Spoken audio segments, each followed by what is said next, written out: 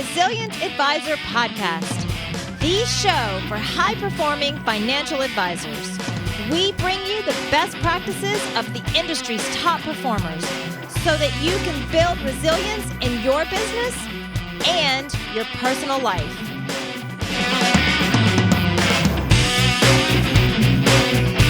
Thanks for downloading this episode of The Resilient Advisor. My name is Jay Coulter, and joining me for this episode is Brett Danko. Brett is the president of the Financial Planning Resource Center, a managing partner at Main Street Financial Solutions, and he is an advisory board member at the financial planning software company Advisor.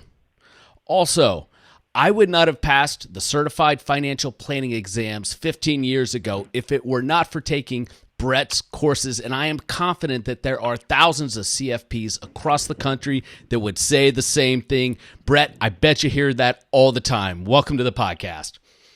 Thank you. I do, and I love to hear it. I love when I'm out. I'll be vacationing with my family, and somebody will be like, hey, you helped me pass the CFP 10 years ago. And I love it. I love to hear that. And I love to see when I get emails from people that they have CFP after their name that I knew were in my class, and they did all the work. Let me be clear. But even if if they think or that I had just 1% to do with that, it means a lot, because that means that they're delivering, better service and being better certified financial planners to their clients, and hopefully they're more successful in doing it. Well, I can tell you, I still have flashbacks, nightmarish flashbacks of sitting in the back of one of those lecture halls where it was the 4-day cram course a couple weeks before the exam and not fully understanding estate planning and how to regurgitate that information for the exams. And man, you got us right through it. So I know there are a lot of people who had the same experience. So for this interview, we're going to talk about, in big picture form, when it doesn't make sense for an advisor to go independent. But to put some context on this, it's important that listeners know that Brett's firm, Main Street Financial Solutions, has partnered with advisors as they have gone independent. So his view into this topic is very wide. But let's start by going back in time, Brett, and talk about how things were 30, 40, 50 years ago for advisors, to set some context. Yeah, as many of your listeners probably know, but may not have experienced, because I'm now 50. So when I first got in the industry, it was starting to change. But essentially, you were not a financial advisor. You were a broker, and you answered the phone, and you bought and sold stocks. You made recommendations for stocks and bonds. And that's what you did. You really didn't do insurance. You didn't do financial planning and cash flow. Those weren't things you did. And primarily, you worked at larger firms where you had, large groups of people that worked at these firms, around the country. And you were part of a Merrill Lynch or a Morgan Stanley or any of the, a Payne Weber, any of those firms. And so that sort of was the old way of doing it. And then that had morphed really over the past, as folks know, over the past, 20 years or so, 20 to 30 years, in that the industry has just expanded. It's expanded so much in that you don't necessarily have to be at one of those larger firms. You could be at a Vanguard or a Fidelity or a Schwab or a TD. You could be at a smaller broker-dealer. I think smaller broker-dealers were always around, but the industry was really dominated by the large broker-dealers. You could have a larger RIA, registered investment advisor, where you have many advisors, or you could just be hang up a shingle nowadays and be a solo, registered investment advisor. So really, the industry has gone from you had to be part of a larger organization to now it's gone to if you really want, and that's the purpose of this call, because for many folks, it's not the right thing to do, is to just go out on your own and be your own person and register investment advisor. I tell you, when I started in the business, it was the mid-'90s. I sat in a Dean Witter bullpen for several years. And as somebody who at that time I was in my early 20s, that's how you got started in the business. Do you have any advice for the 20-somethings today that want to get started in this business? I think the most important thing is wherever you go, you learn, and you learn. So if that means you're at a larger, say, broker dealer, well, you learn everything you can there, and you take advantage of the things that they offer in terms of their resources, et cetera.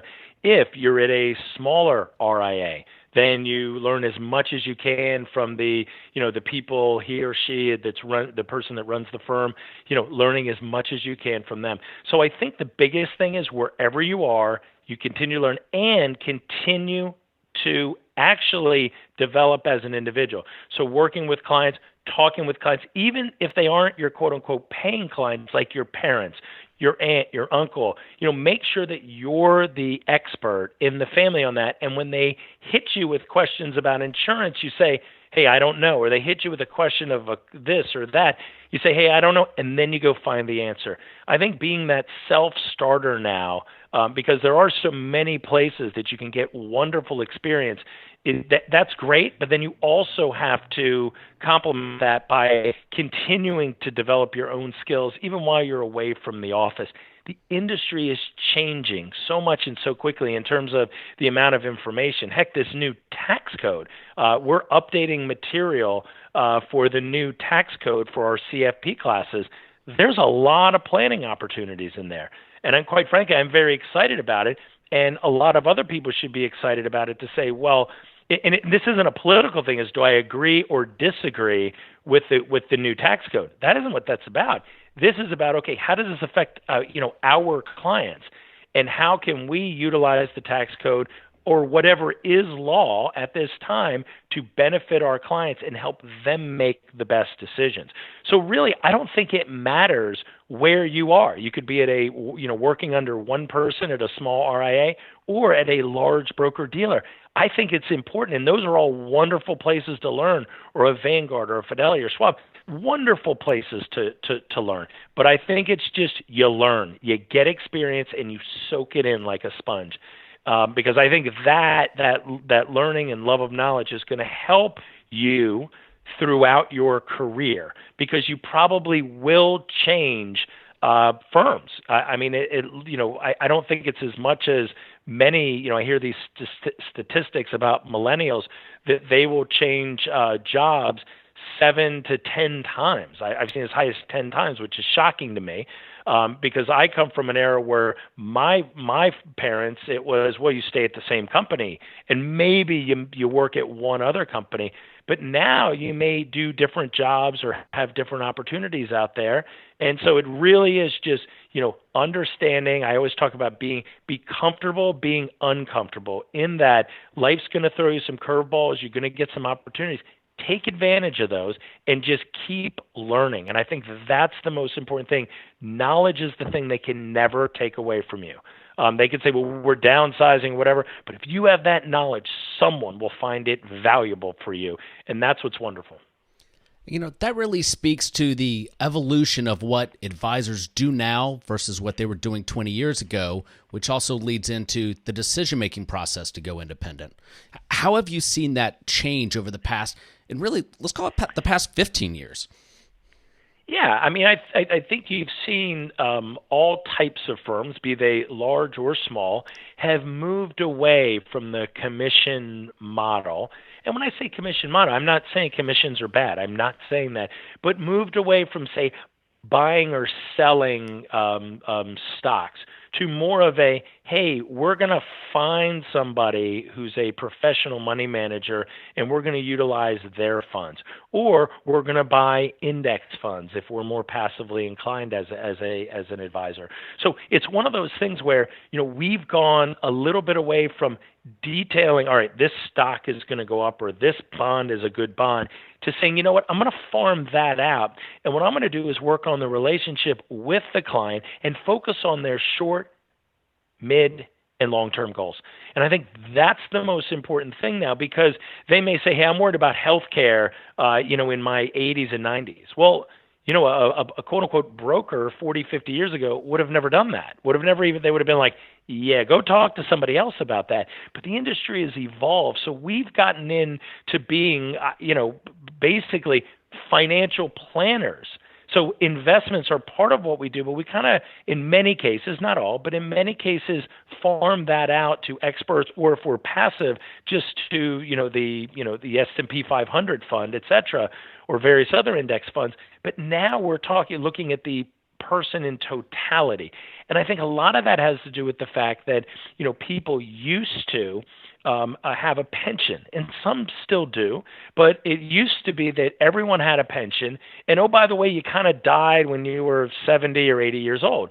And that was it. And so now that heart attack that would have killed you at 68, now the doctor says, oh, yeah, we noticed something wrong. We're going to throw a stent in there. So they slap the stent in there. You're good to go as long as you take some medication for the next 25 years. I mean, it's amazing. So now people have to have their monies that necessarily aren't in pensions, but they're 62 or 65 and they retire and they have $400,000 or $800,000 or $1.2 million or $3 million, whatever it is, in retirement accounts, and that has to last them and or their spouse 20, 25, 30, 35 years. And I think that's where people are saying, wow, I really need help. And that's where the industry, from large firms all the way down to small firms, has really, I think, answered the call and still, is learning, hey, we need to really address this and continue to address short, mid, and long-term goals. And that's not just investments. That's everything from cash flow to insurance to dealing with inheritances to dealing with parents who may not have enough money, so they have to pay cash flow-wise for their parents, as well as children that are still living at home because they haven't, found their ideal job, so they're still living at home. And so the parents then, it's called the sandwich generation, they get hit by their parents and then they get hit by their kids, and they're still trying to navigate retirement. So that's where, financial advisors can really come in and help that person navigate that lifetime of issues. And it seems to me another big driver of not only how advisors can serve their clients and how it's changed over the last 10 years, but also where they can serve them from, has been the change in technology. Could you speak to some of those advances, and then we'll kind of dovetail into how that could affect a decision whether to go independent or stay with a big firm? Yes, and that's just a great question because, 20, 30, 40 years ago, you were tied to a desk. Heck, you were tied to the market from 9:30 until 4 p.m. You had to be in your office. If you go into the office of many financial advisors, whether they're at a large firm or at a small firm, that folks that work with clients, they're not, oh, it's 9:30, I have to be ready for the phone to ring. It's not like that anymore because there's so much of managed money, et cetera. You have the ability to work anywhere. Now, some of my the people that I work with and some of my students will, and I'll even agree, will say sometimes that's not great because even if you go away, even if you're out of the country, you're still in touch with email and cell phones, et cetera. But the ability for the web as well as technology that is web-based, you don't necessarily need a large firm to be with. You may choose to stay there, or you may choose to go there, and that may make perfect sense for you, but you don't necessarily need that. You can go out on your own and get all the same tools. Now, more than likely, you'll probably pay more because, there's an economies of scale if you have, 5 or 10 or 1,000 or 10,000 advisors. But that's one thing that has really allowed people who truly want to be entrepreneurs, truly want to be on their own, it's allowed them to do that. So as the popularity of this podcast has grown in the reach, I've been humbled at the folks who've reached out and asked to come on. And a lot of times they will be folks that work for either aggregators or RIAs that are looking to recruit advisors, and they want to talk about why somebody should go independent. And when you and I connected and I asked you what topic you think makes sense, you took a different approach, Brett. You said we should talk about why it doesn't make sense for people. And to me, that just speaks to some experience. So let's go deep on that. Who shouldn't go independent? Yeah, and I'll just give you a little bit of background. I am blessed to have had so many students, thousands and thousands of students that have gotten the CFP that will call me. And not thousands of students will call me, but of those thousands, people will call me and say, "Hey, I'm unhappy where I am. I'm thinking about making a change. Hey, what do you think's going on in the industry?" And one of the things that I say to them up front is I'm always going to be honest with you. So as we talk, if I think that it makes sense for you to stay someplace, then I'm going to tell you to stay. If I think it makes sense for you to leave, I'm going to tell you to leave. Now, we have an RIA here where we have 15 advisors around the country, and they're all, our firm is all certified financial planners. So I tell them, I'm not going to be talking my book here. I'm not going to be saying, "Wow, and you need to come work with us," or whatever, because in the end, if you are unhappy where you go, that actually harms the organization. That actually harms my relationship with you. You're unhappy, and then you're saying, "Yeah, he lied to me or he duped me," or whatever. So for me, it's about exploring with that person whether they even are thinking about joining a smaller RIA or if they're thinking about joining another large wirehouse. It's important to me to talk to them about, in essence, what is it they want? So I kind of break it down into three different areas. And one is, do you want to be at a larger firm? And there are advantages of that larger firm. They have access to, in many cases, better technology and better support. They also will handle all of your compliance issues, et cetera, in terms of registrations, things like that. Some folks really like that there's a large established name and that there's a large amount of other financial advisors and support staff around them for camaraderie, et cetera. So that could be wonderful. On the other end is becoming a sole practitioner RIA on your own. Maybe just you, and one partner, or maybe you and a partner and assistant or something like that. And then there's the part in the middle where I think you're seeing a lot, and that's sort of what we do at Main Street, where we give a very, very good payout. And then we cover your other expenses. So we cover your rent and your assistant and things like that. And so those are folks who actually want to run their own book. They want to manage assets how they want to manage assets, but they still would like to have a little bit of help on the technology side and have a little bit of help on support and not deal with the issues that you have to running your own firm. So if it's okay, Jay, I'd like to talk about, running your own firm if you were going to do that on your own and what that entails. Is that okay? No, that'd be great. Okay. So because I'd like to give sort of the three different sort of in general, if you want to run your own book, I mean, you can do it in other ways, but those are three general ways, totally on your own at some sort of hybrid producer kind of, like what we do at Main Street Financial Solutions, or at a larger, say, wirehouse out there. So for it to run your own place, you have a couple options with that. You can just say, "Hey, I am going to manage everything." So if you have an assistant, you have to manage payroll. So you have to have somebody do that. You have to have somebody manage compliance. And you go, "Well, I can do that on my own." Yes, but is that really what you want to do? Being an entrepreneur means you never, ever go home and sleep easily. I'm convinced of that. Meaning there's always something that's on your mind. You'll wake up at 5 a.m. You're like, "I forgot to get that done." There's always something going on. And people will say to me, "Yeah, but that's not a big deal, Brett, because you just hire good people and they get it done." Yeah, you're constantly making sure that everything is getting done. Because remember, it's your name or your reputation that goes along with the firm, so that if somebody does make a mistake, then it affects your livelihood. So you're always sort of thinking about it. And I don't mean to overemphasize this is a bad thing.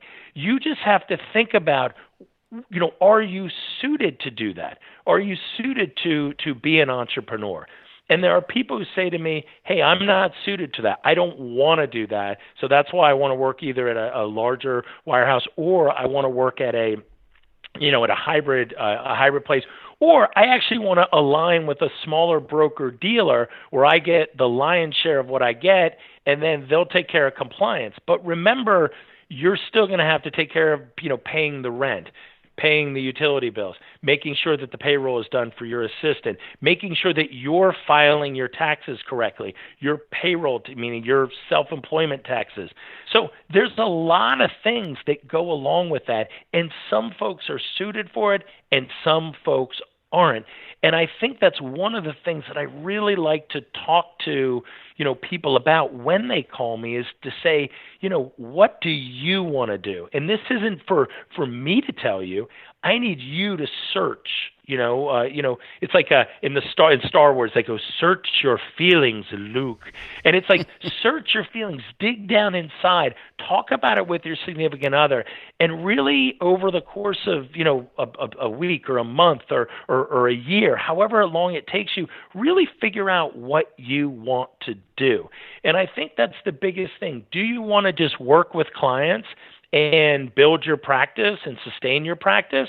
Well, that's one choice. Or do you want to do those things? Oh, and at the same time, you want to be managing people. You want to be dealing with all of the bills, or at least managing somebody who's dealing with the bills and the compliance.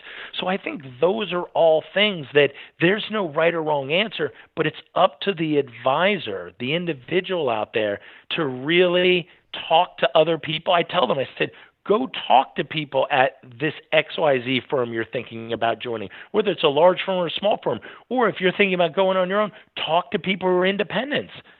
Even if you just call them up on the phone, you have to know people.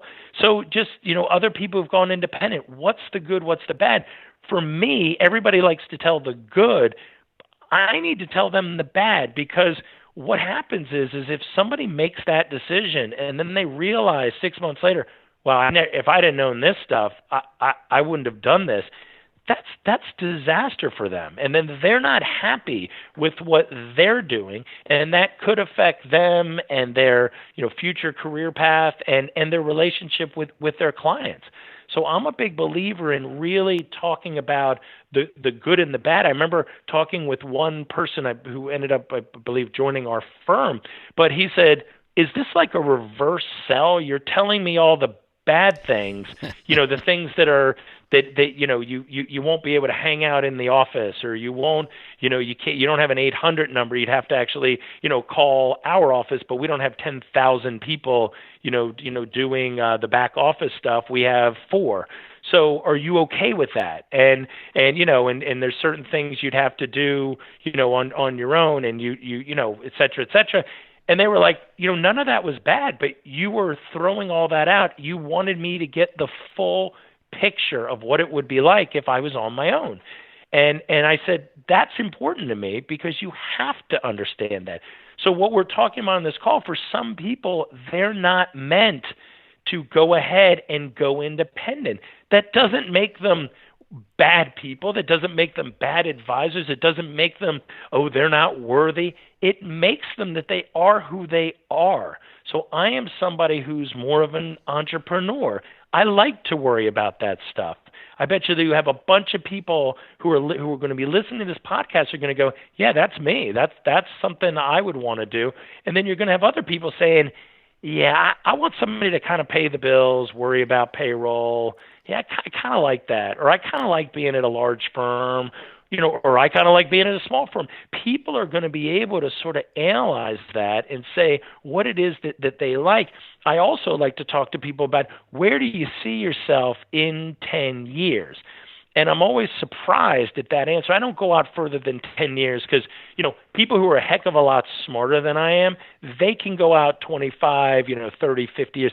I can't. I can, I have 2 teenagers. I'm barely going day to day here with whether they like me or not. So the deal is that, and I have great kids. I'm very blessed.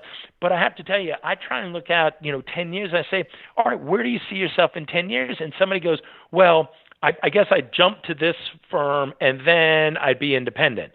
And my thing is, well, why don't you just wait 1 or 2 or 3 more years and then just make the jump to independent?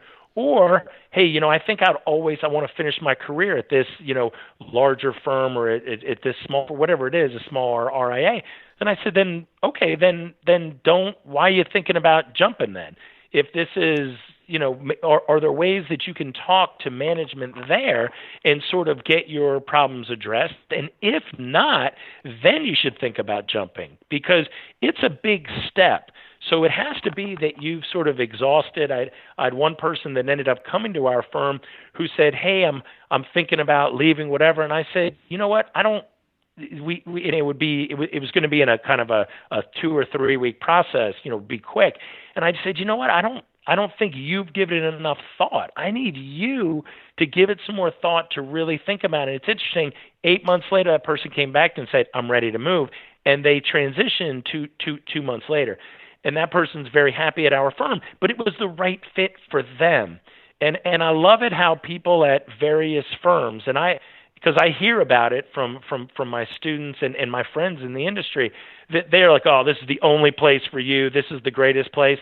There is good and bad everywhere. And I don't mean bad in that it's, illegal or horrible or whatever, but you have to look into your personality and see how you would react in a small group situation. Or if you were on your own. One person said, "I really want to go independent." And then I said, "Well, where you are, if you go independent, you're not in like a big city or whatever. I mean, you'd be all by yourself."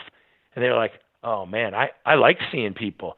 I like talking to people every day." I go, "Well, you'd essentially be alone. I mean, you could have an office building where you'd see people." And they were like, "You know what? This was really helpful. I think I'm going to stay where I am." And that was great. But it was sort of one of those things, just throwing those things out and having them think about what their life would be like if they went to that other firm, be it a large, small, or totally independent. Brad, I can tell you from my consulting practice that I've started engagements with independent advisors and realized pretty early in the analysis phase that they should not have gone independent. They didn't really think it through and go through some of the thought exercises that you're talking about. And I'd also suggest to anybody thinking about it, the books by Michael Gerber on the E-Myth and the E-Myth for financial advisors basically speaks to this exact same model and thought process. And the gist of it is you have to be a good entrepreneur, manager, and technician to be successful and happy as a financial advisor. And the folks listening to this, they're already financial planners. They're good at what they do.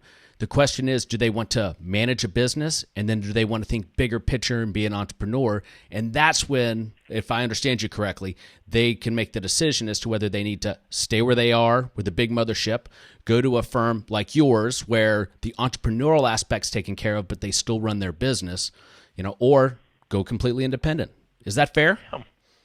Yeah, that's absolutely fair, and obviously, you're a wonderful resource out there, and if anybody ever needed to get a hold of me, I'm easy enough to find me on the internet there. So so I would be happy to talk to anybody, and I don't mean talk to anybody. Oh, I'm going to try and get you to change firms. I don't mean it that way. What I mean is that if anybody said, "Hey, I'm at X large firm and I'm thinking about going to another large firm. What are your thoughts?" Because I've kind of seen it all from my students and heard it all from them at all different types of situations. It doesn't mean I'm some expert and have all the answers, but I think that thought process is something that everyone needs to go through. And really, I'm a big believer in writing things down, pros and cons. And I'm so old, I actually write it down with paper and pencil. The people who are more tech savvy, especially the younger folks, they would write it down. They would do it on a computer or they would do it on their phone, pros and cons. And I think you sit with those pros and cons and you add to that list over the course of a week or a month or a year, or however long it needs to take, till you actually sort of in your gut, it says, yeah, I think I need to do something different, or not. And I think that's one of the most important things. So yeah, I think you're exactly right, and thank you for letting me talk about this. Yeah, I really appreciate you coming on the podcast. And again, how could listeners find out more information about you and your businesses? It's just Brett Danko, and my do I list my cell phone number? Sure. I mean, if that's something you'd like to give out. Yeah, if anybody needs to call, it's 203-3477. So if you're looking to get through the CFP exam, we'll help you get through. If you're looking for just advice on things that's going on in your practice, etc., I'll always be upfront and honest with folks, because there's so many people who have been successful at so many different firms. It doesn't really matter where you are. It matters that where you are, you're happy to be, and you're living to your fullest potential. And then my email is Brett, BRETT, at BrettDanko.com, BRETTDANKO. Our RIA is Main Street Financial Solutions, which is MSF Solutions.com. MSFsolutions.com, or you can just look up Main Street Financial Solutions, and you'll see me there. Brett, thanks so much for helping me pass the exam and for sharing all this great information on the podcast. Great. Thank you, Jay.